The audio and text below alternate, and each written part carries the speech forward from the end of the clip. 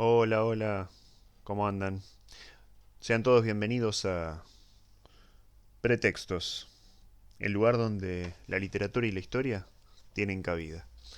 Bueno, el día de hoy voy a dedicarme a hablar sobre un aspecto interesante de la literatura que no tiene tanto que ver con la escritura literaria, tan de lleno, digamos, con la creación artística, sino más bien con la justipreciación, con la ponderación, ¿no?, de la misma.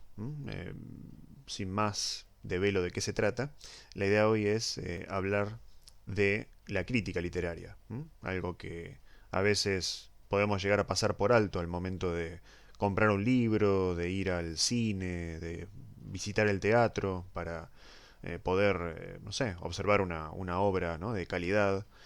Bueno, ahí tenemos la crítica que nos ayuda de alguna manera a contemplar, ¿no?, el panorama artístico actual y bueno, tal vez a elegir. Bueno, en principio, debo decir que el crítico literario es alguien que se ha preparado en eh, sus posibilidades de, como dije antes, de ponderar, de justipreciar, de valorar la obra artística, en este caso es literaria. Igualmente cuando hablamos de crítico, estamos hablando también, no sé, de un crítico de cine, de un crítico de arte, ¿no? Alguien que, no sé, preparado en arte clásico, puede ir al Malva, puede ir al Museo de Bellas Artes, aquí en Buenos Aires, y frente a una exposición de un arte concreto, bueno, tener contacto con esas obras y después, cuando llega a su casa, bueno, escribir un artículo, escribir una columna en un diario, en una revista, hablar por la radio acerca de, bueno, cómo fue esa experiencia, ¿no? A ver si el mismo crítico recomienda o no a las personas poder ir a ese mismo museo para ver lo que él o ella vio. Bueno, con la literatura pasa lo mismo. De alguna manera, el crítico es una persona que tiene, como dije antes, elementos suficientes como para valorar de qué manera está estructurada la obra, el estilo del autor. Puede también hacer comentarios con respecto a la obra misma de la persona que está cuya obra está observando, ¿sí? Pero siempre tiene que ver con esto, con tomar contacto, un contacto diría más bien profundo que superficial de la obra literaria, como para después elaborar un texto, como les decía, y poder, bueno, comentarle al público si efectivamente vale la pena o no ir a la librería para comprar ese libro, por ejemplo, ¿no? Sea una obra de teatro, un género dramático, sea un libro de cuentos, puede ser narrativo, puede ser también un libro de poemas, ¿no? No sé, las obras completas de Pablo Neruda, por ejemplo. Bueno, más allá de su premio Nobel en 1971, el crítico se puede llegar a preguntar, una vez que ha buceado, ¿no?, por la obra completa de Neruda, si efectivamente conviene o no comprar esa obra para tenerla en casa.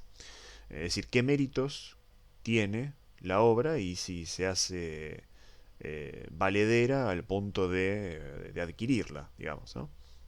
Esto es algo de lo que voy a hablar en el próximo video de literatura, la relación entre la obra literaria y la economía, ¿sí? Que es algo que a veces me da la sensación de que no se presta demasiada atención a eso. Bueno, ya lo haré en el próximo video acerca de la literatura. Bien, con respecto a este punto, quiero volver sobre mis pasos y recordarles que al momento de ofrecerles, de suministrarles a ustedes una definición, eh, yo había hecho hincapié en una definición, sí, que había encontrado en un manual, esa de que la literatura se trata de la creación de belleza, ¿no? Bueno, esa creación de belleza, ¿no?, a través de la palabra, tiene un componente que no es menor, que es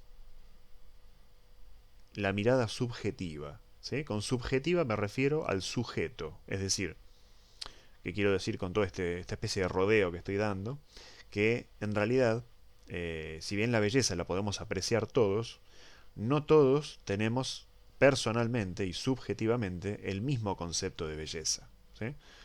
Eh, ¿Por qué lo digo? Porque no es un dato menor, no es un dato para mi gusto menor. Fíjense, al punto de que, lo recuerdo muy bien, en la época en la que yo estaba cursando el profesorado, allá a principios del año 2000, ¿sí? Eh, estaba comprando una, ¿no? Compraba una revista literaria que tenía, por supuesto, además de las novedades del mes, además de artículos específicos acerca de poetas, dramaturgos, novelistas, alguna entrevista también, tenía, digo, en esa revista una sección de, bueno, justamente de crítica literaria. Eh, y recuerdo un número en el que pasó algo que refuerza esta cuestión subjetiva que yo les menciono, que yo les nombro, que es lo siguiente. Había, si no recuerdo mal, en la página central, eh, una misma obra, no recuerdo ahora si era un libro de cuentos, una novela, que tenía dos críticas diferentes, hechas por dos críticos distintos, ¿no? Una de ellas, bueno, ponderaba el libro de una manera afirmativa, de una manera elogiosa, digamos, y el otro texto era absolutamente lapidario, al punto de que, bueno, la persona, si no recuerdo mal, recomendaba no comprar el libro porque la verdad que no tenía mucho mérito literario. Y entonces, aquí está la clave de la cuestión que quiero desarrollar hoy, ¿no? Eh, Siempre me pareció un fenómeno bastante elocuente con respecto a, bastante ilustrativo, ¿sí? Con respecto a esto que estoy nombrando. El libro es el mismo, porque el libro evidentemente es el mismo, no estoy hablando de dos libros distintos. Sin embargo, la crítica en un lado, de una manera, digo, se inclina hacia un lado y en el otro caso se inclina hacia el otro. Ahora, yo no sé decirles a ciencia cierta si esta diferencia en la crítica, en la mirada del crítico, tiene que ver o con la formación teórica de cada uno de ellos o tal vez con esta cuestión de más personal, más subjetiva, de donde uno vio belleza, el otro no. Uno dice, bueno, esto sí, está bien, puede tener algún mérito, pero la verdad no sé, no le veo mucha sustancia, ¿no? Y otro podrá estar, el otro crítico podrá estar enloquecido con respecto a lo que observó, a lo que vio, a su propia experiencia, ¿no? La crítica tiene que ver con entrar en contacto con la obra de arte, pasar por ella, de alguna manera, y luego, bueno, escribir acerca de esa experiencia, ¿no? ¿Te vale la pena pagar X cantidad de dinero para ir al cine y ver tal película, para ir al teatro, para ir al museo? No sé, ¿vale la pena comprar tal libro?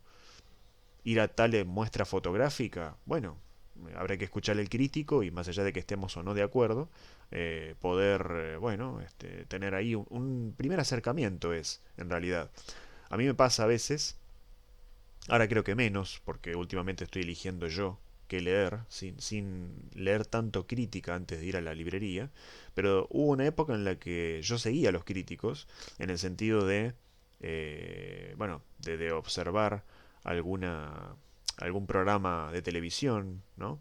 De esos que a veces Canal 7, ¿no? El canal de aire pasaba, o pasa, y bueno, prestar mucha atención a los autores y autoras a los cuales se les hacía alguna entrevista y también por supuesto a los conductores que hablaban acerca de, bueno, de los méritos literarios, ¿no? de esos libros. Entonces eso funcionaba para mí como una crítica. Digo, bueno, si tal o cual persona lo recomienda y yo estoy más o menos en línea con esa mirada estética, con esos gustos, con esos temas, bueno, muy probablemente influya en mi decisión del próximo libro a comprar en la librería, ¿no? Creo que la crítica en algún punto funciona así. Bueno, espero que les haya gustado. Esto fue Pretextos. Hasta el próximo video y que estén muy bien.